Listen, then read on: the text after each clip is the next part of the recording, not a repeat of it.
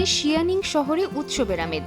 ব্যস্ত জীবন থেকে 5 দিনের ছুটি পেয়ে পর্যটকরা ছুটে যাচ্ছেন শহরের তাই লেকে। আর তাদের মুগ্ধ করতে সন্ধ্যা থেকে লেকে শুরু হচ্ছে বর্ণিল শোভাযাত্রা। এতে দেব দেবী ও বিভিন্ন পৌরাণিক চরিত্রের সাজে অংশ নিচ্ছেন শিল্পীরা। শোভাযাত্রার পর শুরু হয় মূল মঞ্চের অনুষ্ঠান। সঙ্গীতের সঙ্গে আকাশ থেকে তারের সাহায্যে নামেন নৃত্যশিল্পীরা। লেকের পানিতে ভেসে ওঠে বিশাল টার্টল ফিশ আর আলোকিত লণ্ঠন। আলো আর পানির এই মিশেল আকৃষ্ট করে দর্শকদের। অনলাইনে প্রিভিউ দেখেই আমি টিকিট কেটে ফেলেছিলাম। যখন টার্টল ফিশ পানির ওপর উঠল, আমি সত্যিই অভিভূত হয়ে গিয়েছিলাম। এই আয়োজনের ফলে শহরটির পর্যটনে এসেছে বড় পরিবর্তন। 2025 সাল থেকে তাই লেক এলাকায় অবকাঠামো উন্নয়ন করা হয়েছে। এতে পর্যটকদের অবস্থান করার সময় বেড়েছে। ছুটির প্রথম 3 দিনে প্রতিদিন গড়ে 8,000-এর বেশি দর্শনার্থী আসে, যার 40%ই রাতে।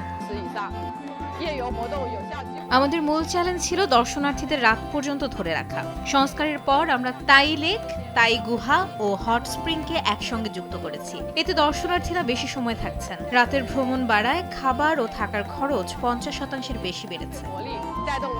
চীনের পূর্বাঞ্চলের উহু শহরেও রাতের আয়োজন নজর কেড়েছে। প্রতিদিন রাতে 1,000-এর বেশি ড্রোন ব্যবহার করে সেখানে আলোর প্রদর্শনী করা হয়। 1600 ডিগ্রি সেলসিয়াস তাপমাত্রায় লোহা আকাশে ছিটিয়ে আতশবাজিও দেখানো হয়। সাদিয়া তাসনিম, সময় সংবাদ।